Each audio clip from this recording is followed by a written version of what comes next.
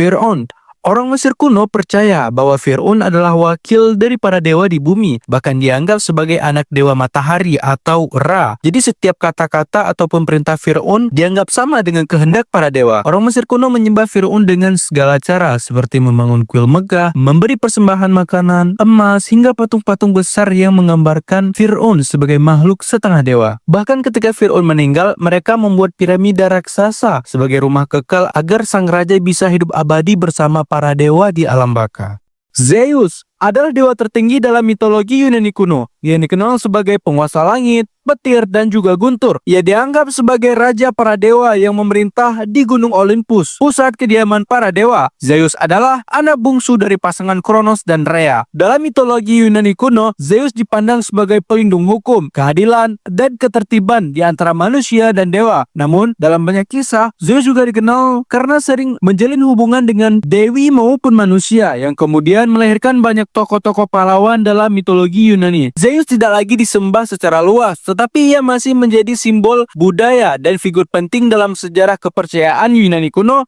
Brahman. Dalam agama Hindu, Tuhan tidak digambarkan sebagai sosok tertentu. Mereka menyebutnya Brahman. Brahman bukan manusia, bukan dewa tertentu, tapi kekuatan besar yang ada di mana-mana. Ia adalah sumber dari segala sesuatu, alam semesta, jiwa semua makhluk, bahkan udara yang dihirup. Orang-orang Hindu percaya bahwa Brahman tidak terlihat dan tidak terbayangkan. Jadi untuk memahaminya, mereka melihat Brahman lewat berbagai wujud dewa. Misalnya Brahma sebagai dewa pencipta, Wisnu sebagai dewa penjaga, dan Shiva sebagai dewa penghancur. Semua dewa ini hanyalah bagian kecil dari Brahman yang tidak terbatas.